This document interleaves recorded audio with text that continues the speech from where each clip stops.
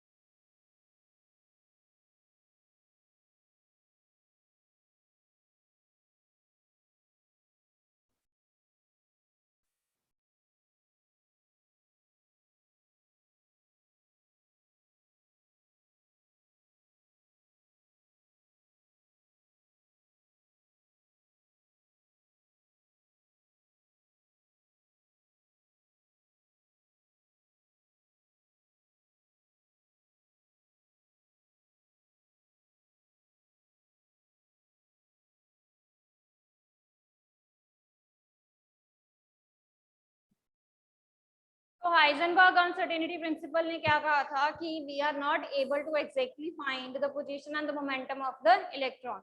ठीक है, तो यानी कि हमें ऑर्बिट का कंसेप्ट जो है वो रूल आउट करना पड़ेगा यहाँ पे, and we will be going to the next concept of orbitals, जहां पर हमने ऑर्बिटल्स में क्या कहा है, ऑर्बिटल्स क्या है। अब हम ये नहीं कह रहे हैं कि ये एक स्पेसिफिक जगह है या एक स्पेसिफिक सर्कल है, okay, that is just merely a space. ये स्पेस है न्यूक्लियस के अराउंड, जहां पर हम क्या करते हैं, we can find the probability of that electron. Okay, we can find the probability of that electron. ठीक है, तो ये अगर हमारा न्यूक्लियस हो गया है, तो न्यूक्लियस के आसपास जो इलेक्ट्रॉन को फाइंड करने की प्रोबेबिलिटी है उसको हम क्या कहते हैं, ऑर्बिटल। जहां पर उस इलेक्ट्रॉन को फाइंड करने की प्रोबेबिलिटी ज्यादा है, ठीक है, दैट मीन्स दैट शो कि वहां पर जो आपका इलेक्ट्रॉन है दैट मस्ट बी प्रेजेंट। ठीक है, so it is the space around the nucleus where we have to find the probability. ठीक है, हम एग्जैक्टली नहीं कहते हैं, हम प्रोबेबल पोजीशंस बताते हैं कि इलेक्ट्रॉन जो है वो यहाँ पर भी हो सकता है, यहाँ पर भी हो सकता है। Okay, so in that context अगर हम ऑर्बिटल्स की बात करते हैं तो ऑर्बिटल्स को हम कैसे रिप्रेजेंट करते हैं, बाय द वेव फंक्शन।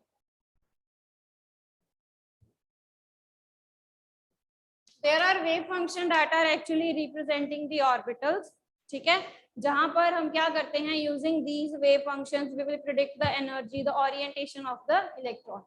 क्या उसकी शेप है, क्या एनर्जी है, using that we will be predicting.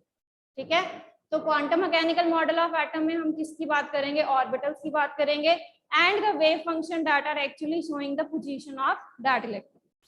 तो क्वांटम मैकेनिकल ऑर्डर में हमने we will be discussing about the Schrödinger wave equation. We will be discussing about Schrödinger wave equation. ठीक है, that is curly square psi over curly x square, curly square psi by curly y square. ठीक है, तीनों coordinates में हम उसकी क्या लेते हैं, प्रोबेबिलिटी लेते हैं। 8 pi square m over h square e minus v psi is equal to c। हाँ नहीं नहीं आपने याद नहीं रखनी है, ठीक है, बस मैं आपको बता रही हूँ श्रोडिंगर वेव इक्वेशन होती है, ठीक है। इस इक्वेशन में हम वेव फंक्शन का कंसेप्ट यूज करते हैं। वेव फंक्शन जो है, इसके बाद यहाँ से आप देख सकते हो वी आर हैविंग ई, हम एनर्जी निकाल सकते हैं यहाँ से, ठीक है, अगर हमें वेव फंक्शंस की वैल्यूज पता हो। Square of wave function that is always positive, इसको हम कहते हैं probability density.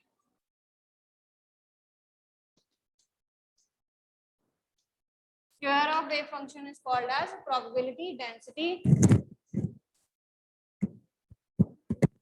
Okay.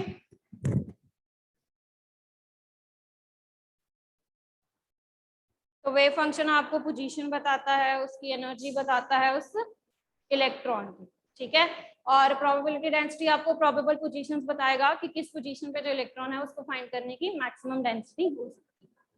Okay, so the difference between orbit and orbitals. Orbit और ऑर्बिटल में क्या डिफरेंस है बेटा? ऑर्बिट की शेप्स कैसी होती हैं? सर्कुलर हैं, बट यहाँ पर जो हमने डिफरेंट डिफरेंट ऑर्बिटल्स पढ़े हुए हैं, कौन कौन से हैं? They R S, P, D and F, जहां पर एस जो है वो क्या है? स्फेरिकली सिमेट्रिकल, ठीक है। पी की शेप कैसी होती है? पी एक्स है, पी वाई है एंड पी जेड है, ठीक है, डम्बल शेप्स होती हैं। डी की ऐसे क्लोवर लीफ शेप्स होती हैं, है ना, क्लोवर लीफ शेप्स होती हैं, ठीक है, ये एक्स वाई में आ जाती है, D X Y, D Y Z, D Z X, X square minus Y square, इन सब की ये शेप हो जाती है। और जो जेड स्क्वायर आता है उसकी कैसी होती है? डोनट शेप, ठीक है, पढ़ी हुई है ना हमने। तो इन सब की डिफरेंट डिफरेंट शेप्स होती हैं। ओके, अब ये आपको 2 डायमेंशनल कंसेप्ट देता है, ऑर्बिटल आपको 3 डायमेंशनल कंसेप्ट देता है, ठीक है, that is actually the 3 dimensional model of atom. Okay, this gives you the 3-dimensional model of atom using the orbital concept. और ऑर्बिट में कितने मैक्सिमम इलेक्ट्रॉन्स जा सकते हैं?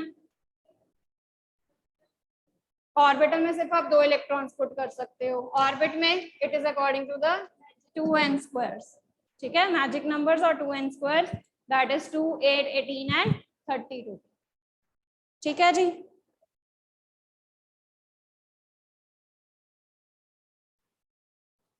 ऑर्बिट्स जो होते हैं they don't show directional character, सारे स्फेरिकली सिमेट्रिक होते हैं।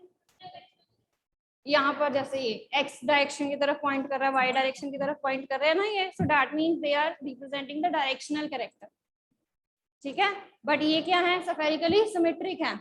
जो सर्कुलर है उनका कोई डायमेंशनल कैरेक्टर नहीं है, स्फीयर्स का कोई डायमेंशनल कैरेक्टर्स नहीं होता है, ठीक है। तो यहाँ पर सिर्फ एक्स को छोड़ के, यहाँ पर सिर्फ एस को छोड़ के बाकी सारे जो हैं they are directional in nature, जो किसी ना किसी डायरेक्शन की तरफ पॉइंट करते हैं। जैसे ये एक्स की तरफ कर रहा है, ये वाई की तरफ, ये जेड की तरफ, ये एक्स वाई की तरफ, ये वाई जेड की तरफ। Okay, so they don't show directional character.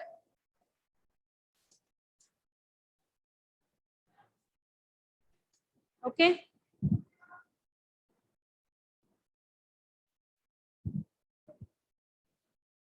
बाकी आप इनकी सिंपल डेफिनेशंस लिख सकते हो। ऑर्बिट क्या है? सर्कुलर पाथ है जहां पर इलेक्ट्रॉन रिवॉल्व कर रहे हैं। ऑर्बिटल प्रोबेबिलिटी डेंसिटी है where we can find the electron. Okay, so that points you can mention. Orbit में हम इलेक्ट्रॉन की जो पोजीशन है उसको मेजर कर सकते हैं। Electrons position can be measured with certainty, ठीक है जी, हम पूरी सर्टेनिटी के साथ जो इलेक्ट्रॉन की पोजीशन है उसको मेजर कर सकते हैं in the orbit, but orbital में हम नहीं मेजर कर सकते, ठीक है।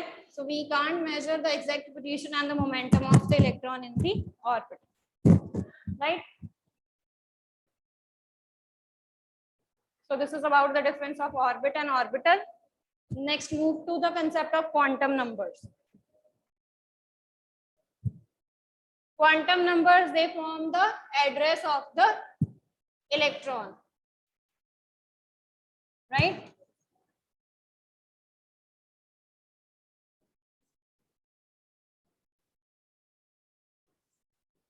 इलेक्ट्रॉन का एड्रेस, एड्रेस में हम क्या क्या चीजें मेंशन करते हैं? आपने अपना एड्रेस बताना होता है, आप क्या क्या बताते हो? हाउस का नंबर क्या है, लोकेलिटी कौन सी है, ठीक है, नियर बाय कोई भी एक लैंडमार्क क्या है आपके एड्रेस का, ठीक है, आप सिटी बताते हो, टाउन बताते हो, okay, then you tell about the state, ठीक है। तो ऐसे ही जो इलेक्ट्रॉन है उसका भी एड्रेस है, उसका एड्रेस किस टर्म्स में है? उसकी एनर्जी की टर्म्स में है कि उस इलेक्ट्रॉन की क्या एनर्जी है, उस इलेक्ट्रॉन की क्या शेप है, द साइज ऑफ ऑर्बिटल, किस डायरेक्शन में वो ओरिएंट है, ठीक है। तो ये सारी चीजें जो हैं ये आपको कौन बताता है? क्वांटम नंबर्स बताते हैं। And we are having set of 4 quantum numbers, N, L, M and S, where N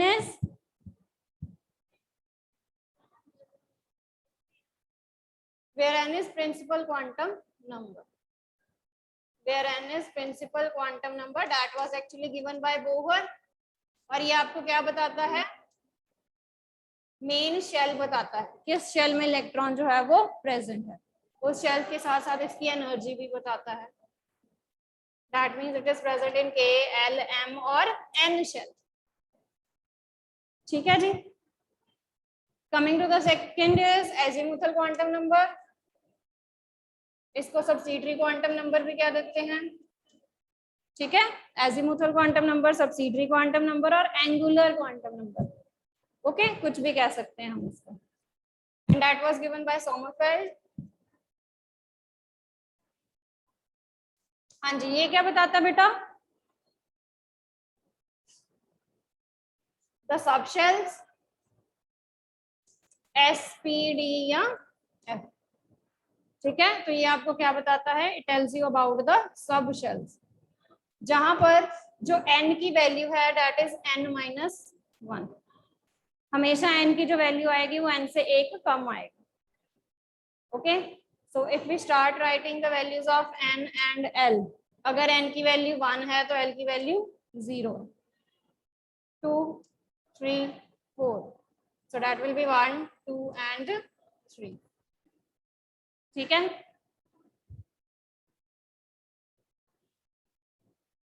तो 2 - 1 करेंगे 1 आएगा, ठीक है, 3 - 1 करेंगे तो 2 आएगा, राइट। बट हमने जो सारी पॉसिबिलिटीज लेनी होती है पहले वाली भी, ठीक है, तो इसका आंसर 1, 2 आएगा, इसका आंसर 1, 2, 3 आएगा, ठीक है। बट यहाँ पर मैं अभी आपको सिर्फ इनकी वैल्यूज बता रही हूँ, ओके। तो L के लिए S आ जाएगा, ऑर्बिटल P, D और F, सब शेल। तो L 0 पे S आ जाएगी, 1 पे P आएगी, 2 पे D आएगी एंड 3 पे F सब शेल आएगी, okay. Coming to the third is M.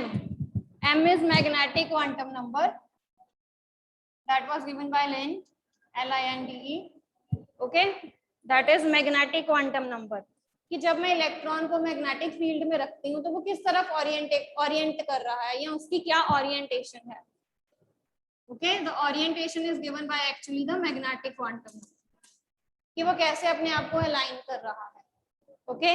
और m की वैल्यूज जो है वो हमेशा कहां से कहां तक जाती हैं? -L, 0 से +L तक जाती है, okay. The value of m, it always goes from -L, 0 to +L, right. जैसे अगर L की वैल्यू जो है वो 2 है तो m की वैल्यू क्या हो जाएगी? -2, -1, 0, 1 एंड 2, ठीक है जी।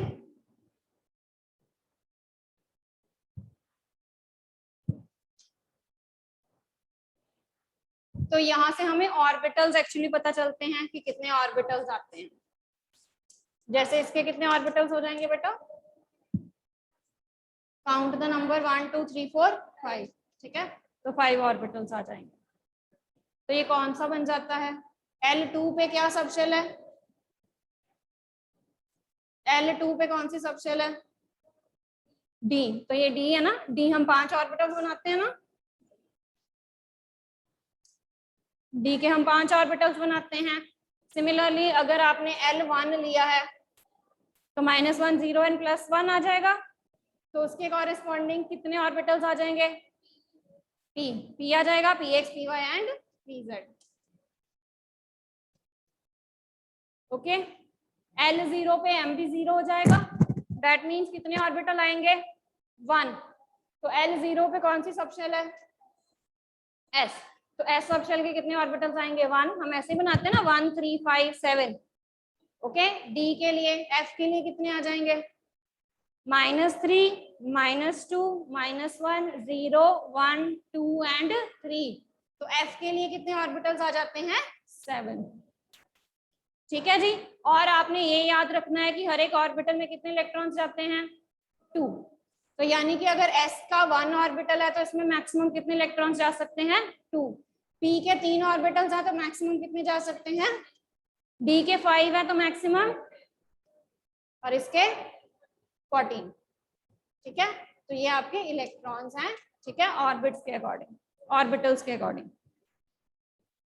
And last is the spin quantum number. Spin quantum number क्या होता है? स्पिन बताता है। ठीक है, जैसे जो आपकी अर्थ है वो सन के अराउंड भी रिवॉल्व करती है और अपनी एक्सिस पे भी स्पिन करती है, वैसे ही जो इलेक्ट्रॉन्स है वो क्या करते हैं? वो अपनी एक्सिस पे स्पिन करते हैं। ठीक है, so when the electron it spins on its own axis, that constitutes spin quantum number. Okay, so spin quantum number is given by generally +(-1/2). Plus is for clockwise and minus is for anti-clockwise. ठीक है जी। Now quickly tell me the 3 rules for the filling of the electrons.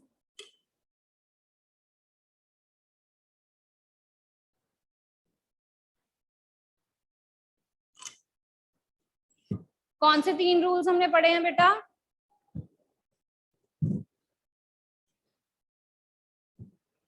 अब जैसे एक question लिख लो पहले, write down 1 question.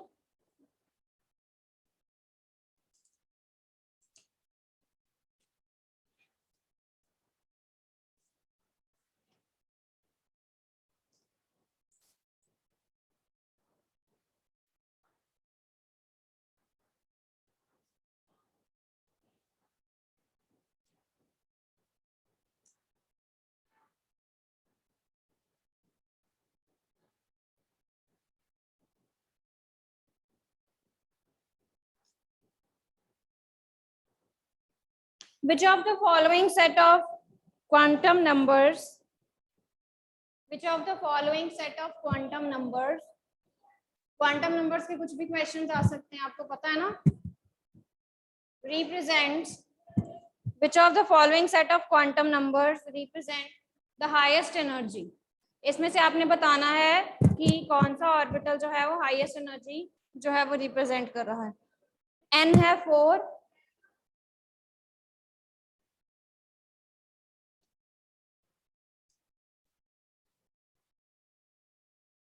L0012,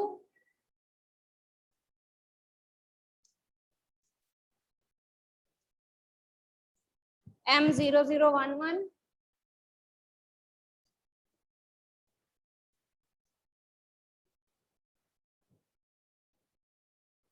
S++, सारे plus है।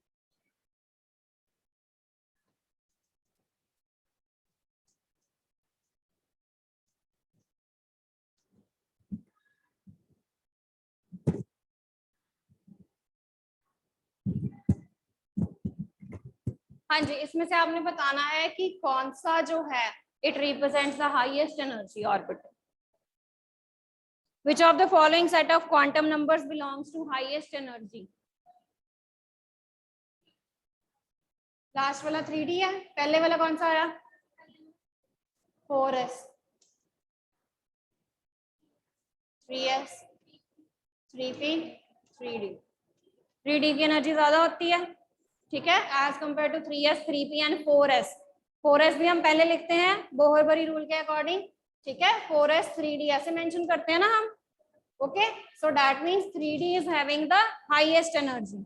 तो हमने ये लिखा कैसे है, n की वैल्यू सबसे पहले हम आगे लिखते हैं, ठीक है 4, उसके बाद हम L0 देखेंगे। L0 पे हमने क्या लिखा था, s आ गया, ठीक है, क्योंकि ऑर्बिटल पूछे हैं तो m का यहाँ पे कोई रोल नहीं है अभी, ठीक है, तो हम सिंपली ये बन जाएगा आपका 3s, अगेन ये 3p हो जाएगा, ये 3d हो जाएगा। ओके, तो इसमें से सबसे ज्यादा एनर्जी किसकी है, 3d वाले की सबसे ज्यादा। Okay, now tell me the 3 rules, Pauli exclusion principle, Hund's rule and Aufbau principal.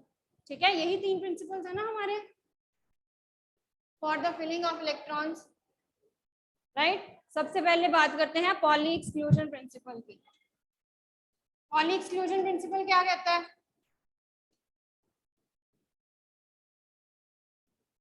Poly exclusion principle के अकॉर्डिंग हम इलेक्ट्रॉन का क्वांटम नंबर्स क्यों एक्सप्लेन कर रहे हैं, because these quantum numbers they are actually the address of the electron. तो क्या आपके घर का एड्रेस किसी और के साथ सेम हो सकता है, नहीं। चाहे आपका नंबर सेम है, 2 पीपल का, आपके नेबर्स का भी नंबर सेम है, ठीक है, चाहे आपकी लोकेलिटी सेम है, you are living in some of the locality, ठीक है, मॉडल टाउन सपोज, ठीक है, आपके नेबर्स भी ऑब्वियसली मॉडल टाउन में ही रहेंगे, ठीक है। सपोज आपका जो लैंडमार्क है वो भी सेम है, कोई कॉमन शॉप है,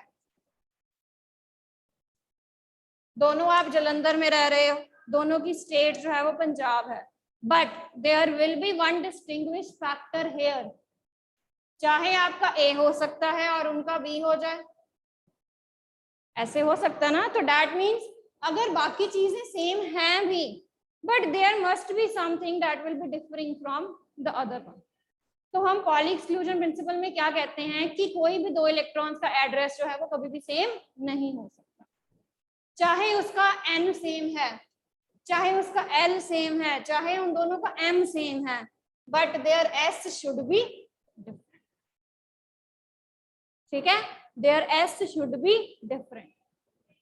तो यहाँ पर जो स्पिन क्वांटम नंबर है वो उनको क्या करेगा, सेपरेट करेगा, उनके एड्रेस को अलग करेगा। जैसे यहाँ पर ए बी ने अलग किया है, वहीं यहाँ पर क्या करेगा, स्पिन जो है उनके एड्रेस को चेंज करेगा, ठीक है, चाहे सारी वैल्यू सेम है, n की वैल्यू सेम है, l की वैल्यू सेम है, m की वैल्यू सेम है, बताया ना मैंने।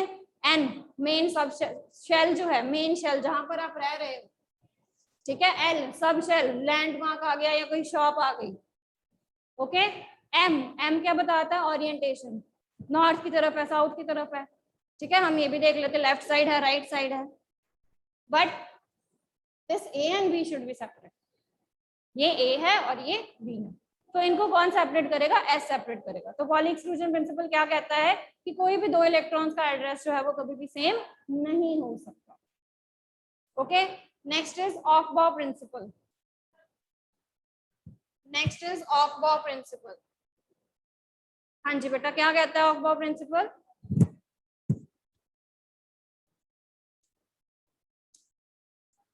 ऑफ बॉ प्रिंसिपल इज कि हमने सबसे पहले जब इलेक्ट्रॉन्स की फिलिंग करनी है, we will be filling them in the increasing order of energy, यानी कि जिसकी एनर्जी कम है उसको पहले फिल करेंगे, फिर जिसकी एनर्जी ज्यादा है उसको बाद में फिल करेंगे।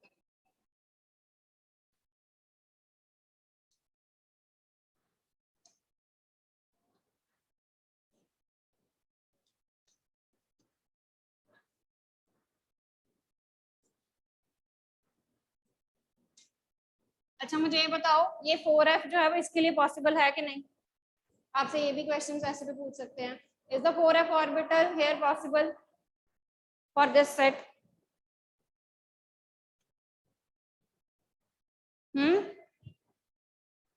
क्यों नहीं हो सकता,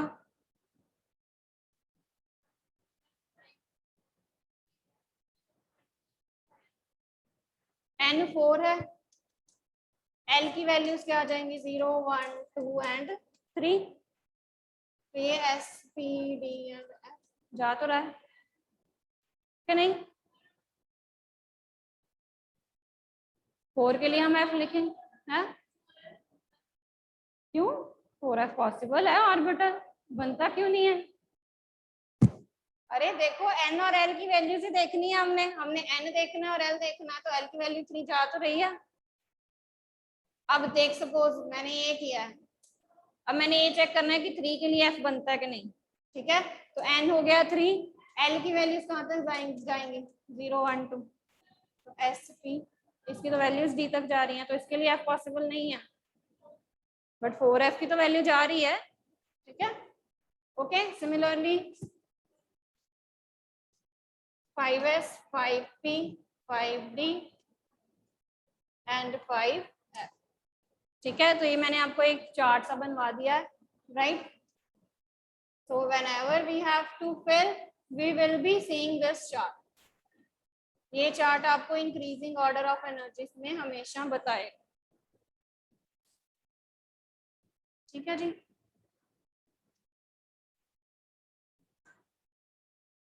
चलिए बताइए फिलिंग कैसे स्टार्ट करनी है। सबसे पहले कौन सा लिखा जाएगा? 1s, then 2s, 2p, 3s, 3p, 4s, 3d, 4p, 5s, 4d, 4d, 5p, 6s, ठीक है? अभी हम यहीं तक ड्रॉ करते हैं। अब ये देखो यहाँ पर एक चीज आ गई कि 3p के बाद मैंने 4 क्यों लिखा है? अब why I haven't written the 3d firstly, ठीक है? तो that is according to Bohr Bury rule. Bohr Bury का क्या रूल है? n plus l, ठीक है? ये हम चेक करेंगे यहाँ पर कि n plus l की वैल्यू क्या बनती है। जिसके लिए n plus l की वैल्यू कम होगी वो पहले लिखा जाएगा, जिसके लिए ज्यादा होगी वो बाद में लिखा जाएगा। ओके, सो देखिए इसमें से किसकी वैल्यू ज्यादा है। एक है हमारे पास 4s, एक है हमारे पास 3d। चेक करो दोनों के लिए क्या वैल्यूज आ रही हैं।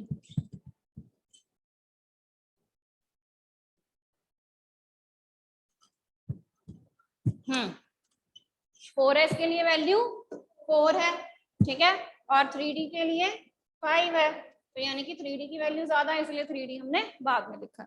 अगर सपोज ऐसा केस हो जाता है, इसका निकालो 4f एंड 5d,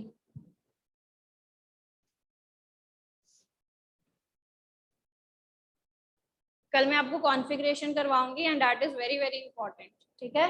क्योंकि इस चैप्टर में मेन आयंस भी आने हैं, इलेक्ट्रॉनिक कॉन्फ़िगरेशन आने। इन दोनों का सेम आ गया, क्या आ गया? दोनों का 7 7 आ गया। अब इस केस में हम क्या करेंगे?